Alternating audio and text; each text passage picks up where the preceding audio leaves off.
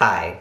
Welcome everybody to the Being Transgender and Plural session. As you can see, I have the trans flag in the background, given I thought that it would be appropriate for this kind of a video.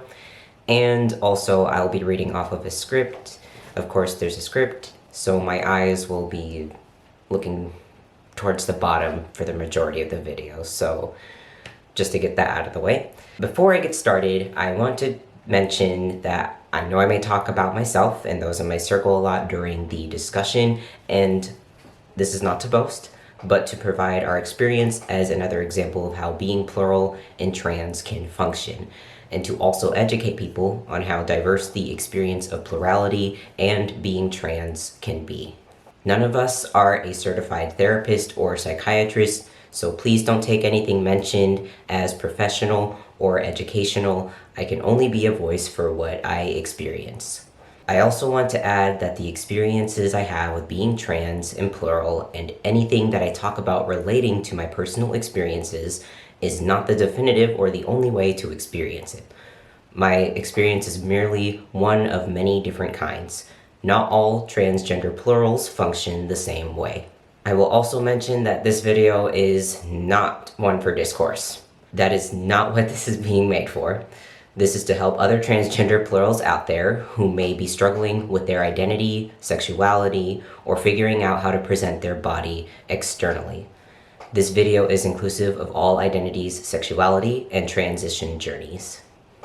TWs for this session include, but are not limited to, talk of bodily parts such as genitalia and other secondary characteristics, grounding techniques or walkthroughs, mentions of dysphoria, mentions of religions and cults, mentions of transphobia and bigotry, mentions of hormone replacement and therapy such as needles. Finding identity.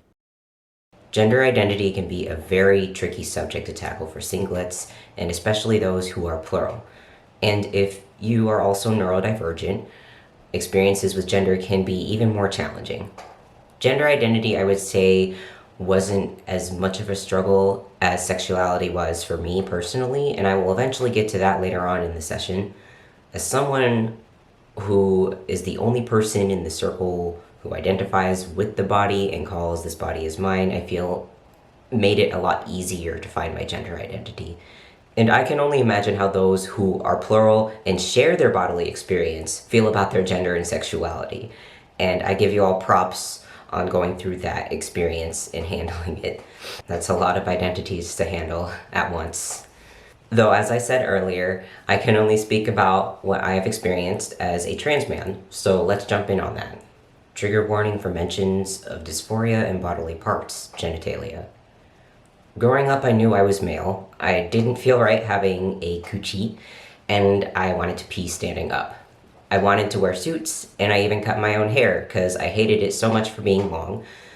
I even asked my own barber when I was like 5 or 6 if he could shave my head, and he said no, and I was super pissed. I was completely unaware of the option that you could transition. I thought that I was just stuck the way I was, and how I was raised, of course, and it felt really crappy. Trigger warning for mentions of religion and cults. It didn't help that I grew up as one of those pesky Jehovah's Witnesses. They are extremely anti-LGBT, and their way of putting it is basically that if you're LGBT+, you're going against what God intended when He created you, and of course, that's a bunch of bullcrap. That definitely slowed my progress of finding out the topic of being transgender. I'm glad that I did eventually get away from that, and now I am getting the treatment that I need to live a happier and healthier life. Anyways, before getting to that point though, I had trouble with figuring out my gender identity because of the gender stereotypes that exist out there. Hearing those over and over again was what prevented me from transitioning. For example, I was very feminine.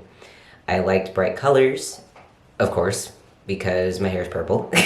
I even like feminine fashion and makeup, which all these things are associated with what women would usually do. Or at least that's how society perceives those kinds of things to be associated with.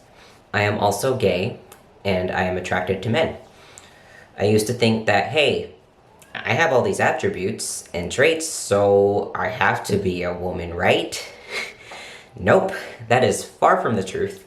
Being a feminine and gay trans man was what stalled my process in transitioning as well, and it caused a lot of confusion because of what other people would say about my interest in sexuality being inherently for a woman.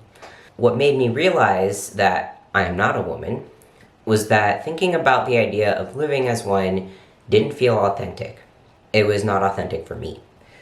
Yes, I liked feminine things, and I was also attracted to men, but living as a woman would feel very wrong. I also wanted a peen, and I used to think that every straight woman wanted one or had extreme penis envy for their partner, which, of course, that's not the case. I also felt like I was a gay man who took interest in feminine things. I wanted to live and grow old as a man. My interest in expression doesn't define my gender identity, it merely gives it flavor.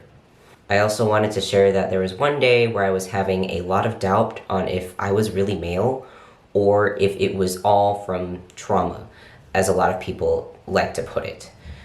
So many people have said this, and even my mom told me that it might have been a possibility. I understand that she and the other people who have said that was trying to help, and I know that my mom has her best interest in me, but I know what I feel. I believe that mentality is not the best approach to take firsthand, and it's also very gaslighting to assume that of someone or push that onto them because it makes them doubt themselves. I would even go as far as look back into my memories to see if I had some kind of internalized misogyny or something like that to see if it was affecting my gender identity, and of course, I found no kind of influence on that whatsoever. Trauma could be a possibility with some people, however, maybe not assume that of somebody right off the bat. Even then, I don't think trauma should be a setback in anyone's transition. A video called "Does Trauma Cause Gender Dysphoria?" by Dr. Z talks about this idea much further in depth. Dr. C mentions that, and she quotes, "Gender dysphoria is not a defense function. It is not something where you experience trauma and you grab gender dysphoria in order to cope with the trauma." It's a very good video. I highly recommend giving it a watch. A lot of people in my circle are also male. In fact, the majority of them are male. So I would also wonder if my gender identity is only influenced by the people in my circle. There are cases with other systems where they have headmates of all different kinds of genders, and because they experience passive influence, blurring, and feelings of different gender experiences all at once, they as a system might identify as gender fluid, even if no individual headmate identifies as gender fluid themselves. This is also a valid option to go to when it comes to finding gender identity while being plural, or in your transition journey. About this, I would like to share a little mental exercise or grounding technique with the help of King Dice that I personally did to help find my gender identity. King Dice noticed that I was struggling with my gender identity at the time, and he had me do this little mental exercise. It's kind of like grounding, but instead of grounding in the material realm, it's more like grounding for yourself as an individual headmate. Before I go any further, trigger warning for grounding techniques. As I explain the exercise, if any of you are comfortable, please feel free to go along with this grounding exercise in your own headspace or thought if you would like. King told me to imagine myself with everyone in my circle as if I was standing next to them in a room. No passive influence will be taking place. See yourselves all as individuals interacting with each other. No judgment will take place in the room. Everyone will see everybody else as who they are. He asked me what gender I would be and how I would present in that room with them. Was I a man, a woman, non-binary? How was I expressing myself? Was I wearing colorful, flamboyant clothing, or was I wearing a plain old sweatpants with a hoodie? How was I talking to everyone? How was I engaging with them?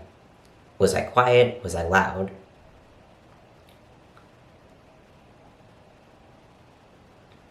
And that was the exercise. After thinking about it for a little bit, that exercise cleared up a lot of cloudiness surrounding my gender identity. In my case, I still saw myself, Ellsworth, as a male. Everyone else in there was mostly still male, but I too was also male. I wasn't female, nor did I identify as female. I am a feminine presenting gay man. And this was a nice reassurance, and maybe doing this mental exercise can help those of you out there who are currently struggling with gender identity between headmates. Also, I will note again that everything I have mentioned is only one trans experience, my trans experience, and there are so many other experiences out there that different trans plurals and even transgender people have in general. Finding sexuality. I'm going to add in a segment on finding sexuality as well. Finding my sexuality was another one of the many things I struggled with as someone who is plural. Passive influence did not help with this at all either, given we all have different sexualities. Most people in my circle are bisexual, and I as the host and core is gay. For the longest time I thought I was bisexual since I started to gain these feelings or perspective I have never had before on women and girls and people who also identified as female. Even though I was experiencing these feelings, it still felt off. They felt as if it was coming from elsewhere and not from me internally. It didn't feel like me either, and it only happened or occurred on particular days, and on other days it wasn't apparent at all. I still knew that I liked guys for sure. I was only trying to figure it out if I liked girls or not, which I did end up finding out that I don't. I'm just plain old gay.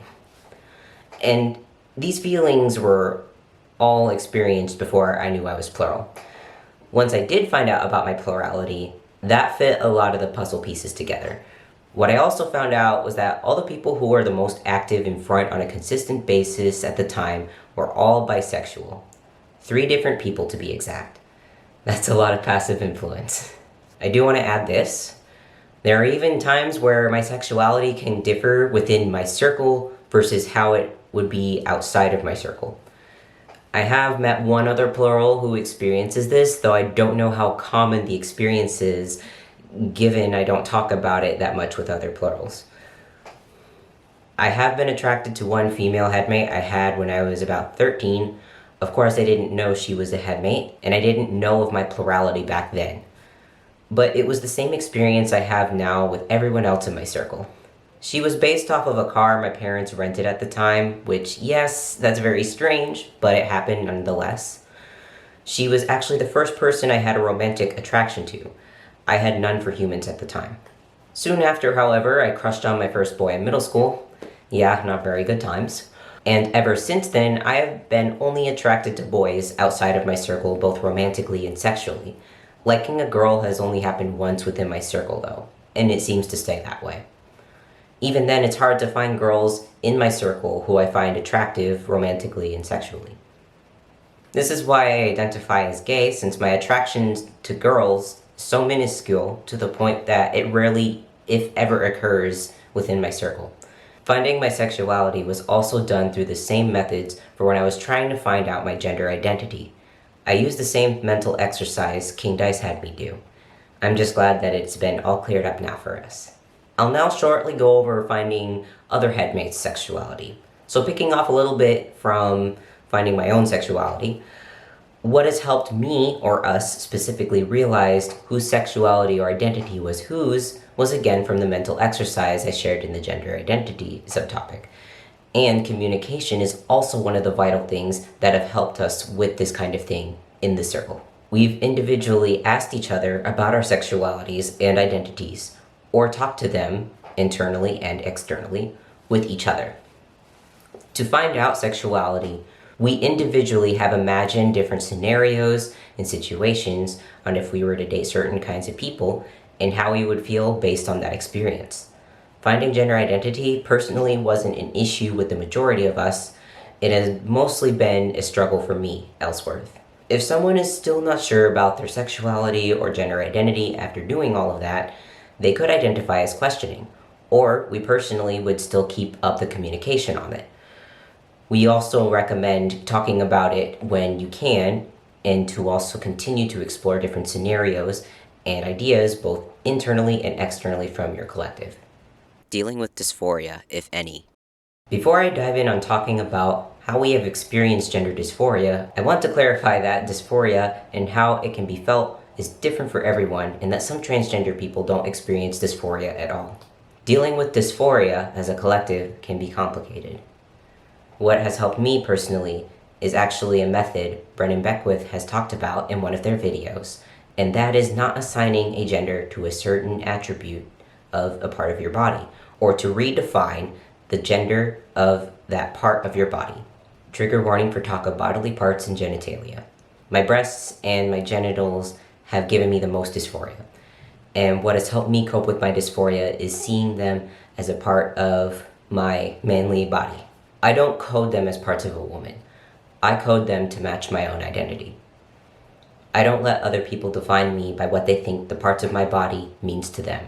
My body is what it means to me, and everyone else external to me should respect that.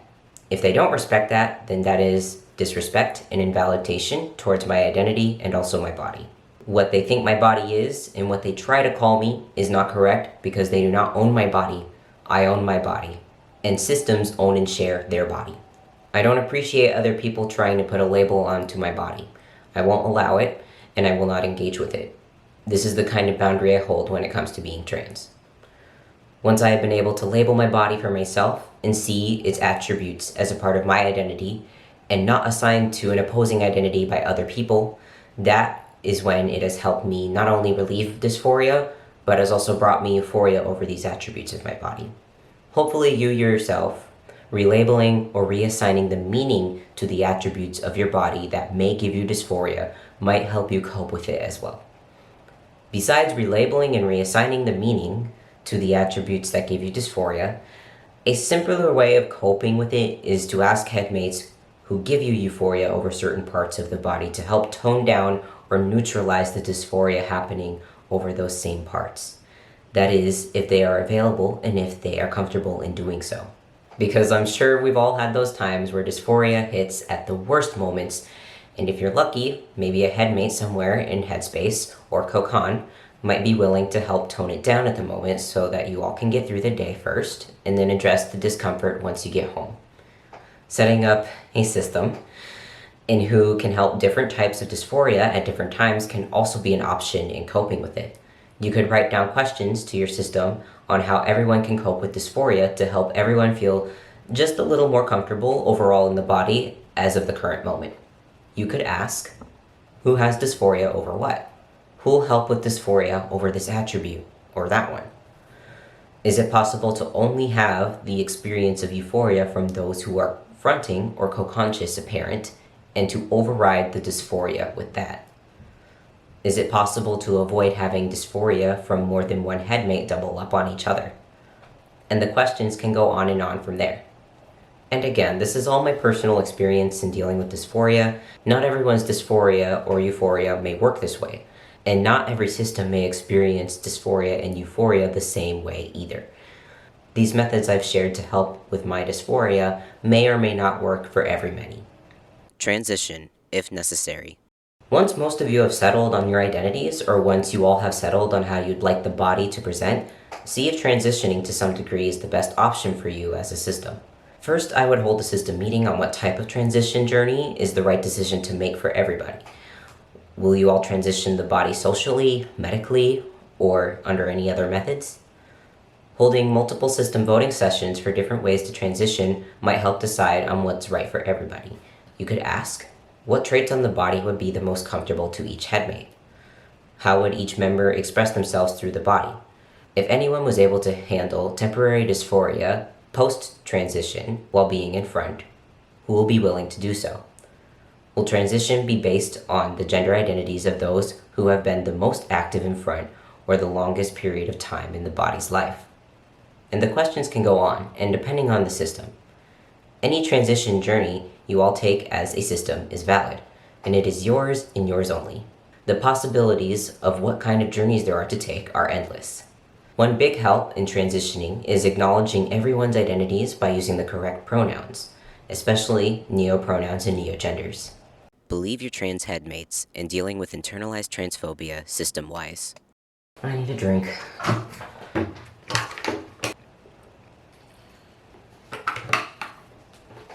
Some plurals may have issues with internalized transphobia within their system. They could have headmates who don't accept other headmates for their identity or their sexuality. We personally were fortunate enough to not have this issue within our circle. This is one of the things we did not experience while being trans in plural. Even though we might not have experienced it ourselves, I believe this topic is crucial to mention to help other trans plurals who may be struggling with this.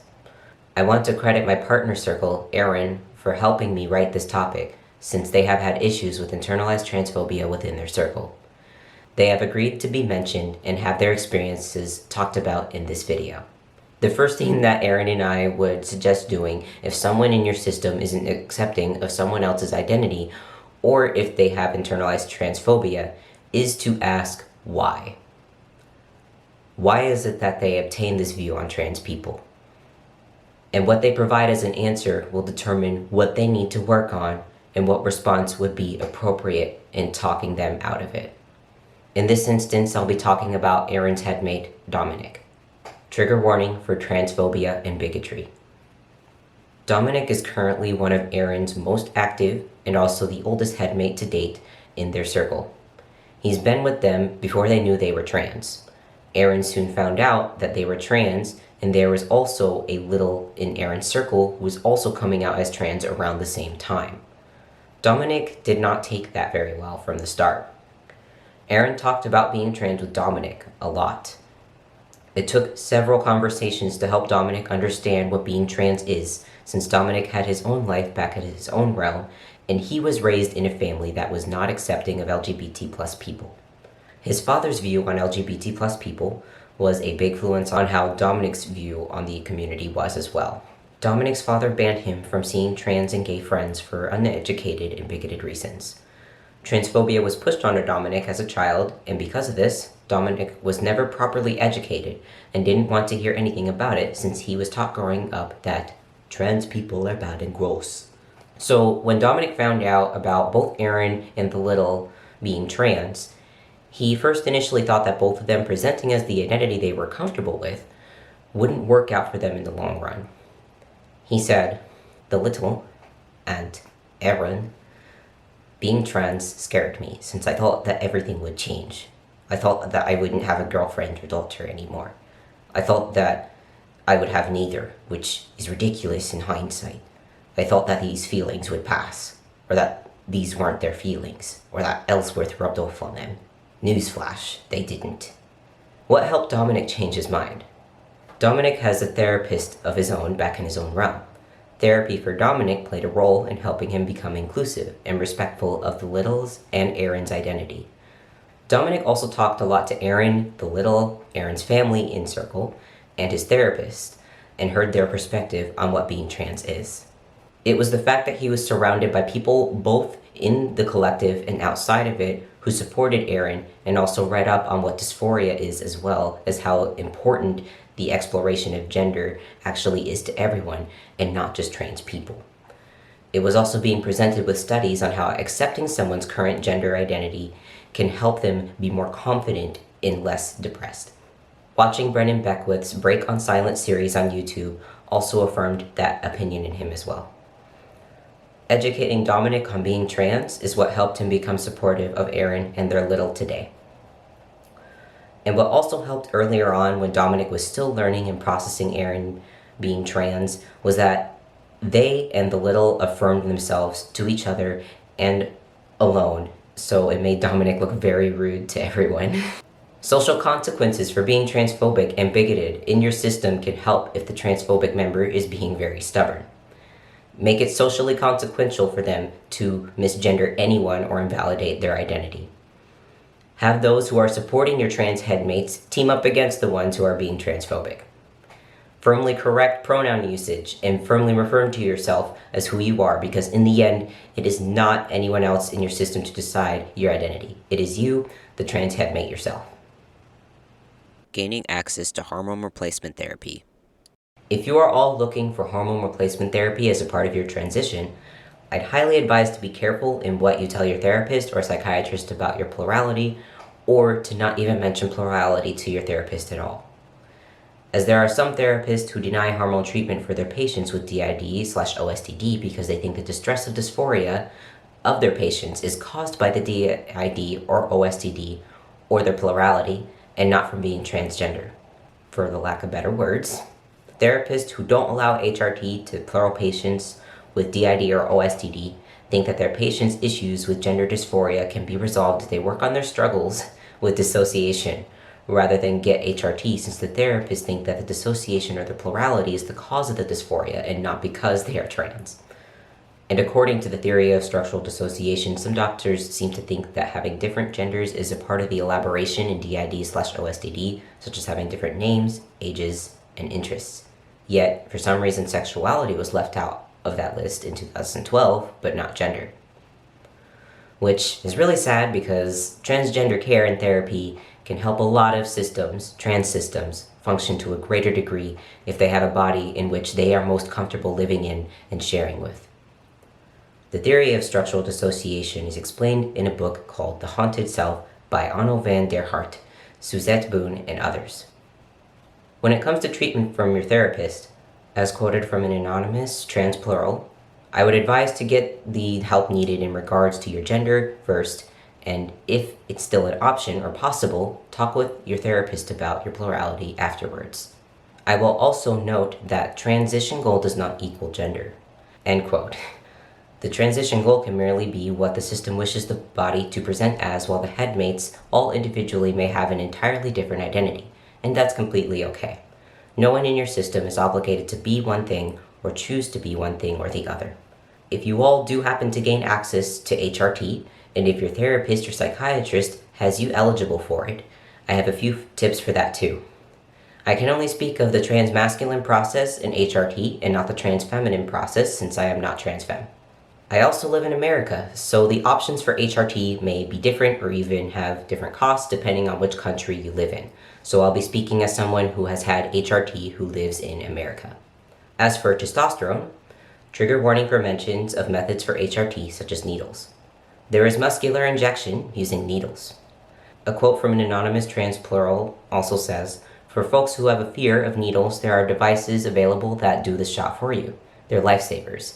They can be used for insulin injections as well as testosterone, and it's worth every penny. It's not too pricey either." Also worth noting that you can ask your doctor if you can inject hormones subcutaneously, sub-Q, meaning that you're not injecting into the muscle. End quote. There is also gel. It's a bit more expensive. If the insurance you have gives a good enough copay for the gel, that could be another option if you don't want any needles in your body at all. There is also testosterone patches as another alternative. Those may also be a bit more expensive, like the gel, though if it's a good alternative and if your insurance gives you an affordable copay, then awesome. I will also add that my endocrinologist did not offer patches at my first appointment when they were prescribing me testosterone. Not all clinics provide the same methods of HRT I mentioned, so that's my little disclaimer on that. Closing. I would like to note that I did not make this session all by myself, of course. I have reached out to other trans plurals and asked them what they would have liked to hear about being transgender and plural from the Plural Positivity World Conference 2021, and I would like to credit them on that. Other than Aaron, I will be keeping them anonymous for their safety, and I wanted to mention that their responses have helped this video come to be. Thank you for those of you who have answered and given me your response. I am sure a lot of trans plurals will appreciate that. Alright, and that's it for this session. Thank you all so much for coming to watch my video on being transgender and plural. I hope this was insightful for some of you to hear about my experience with being trans and plural, and if you have any questions, please be nice and feel free to leave them in the comments below, and I'll be happy to answer them to the best of my abilities. Okay, bye-bye.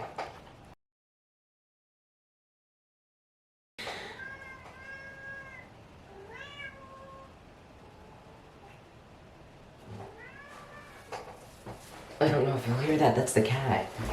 What are you doing? You want to come in here? What do you want?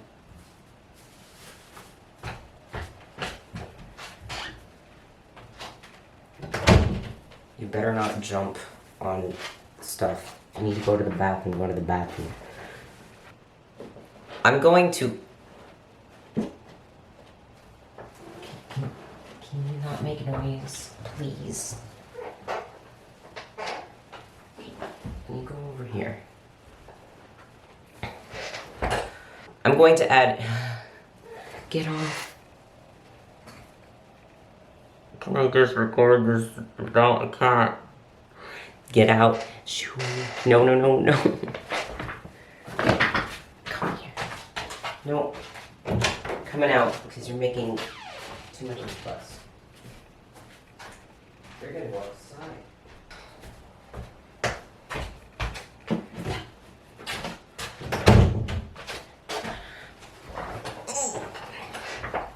Okay, whatever. Finding my sexuality was also done through the same methods for when I was trying out my gender identity. Wait, what? Finding my sexuality was also... Okay. Finding my sexuality was also done through the exact same methods. Can I just say this sentence right? Okay. Finding my... 12.8%... Hopefully relabeling or resign... Dear fucking lord. Hopefully relabeling or reassigning the meaning yourself to the attributes of your body that may help give... I hate the way I worded this sentence.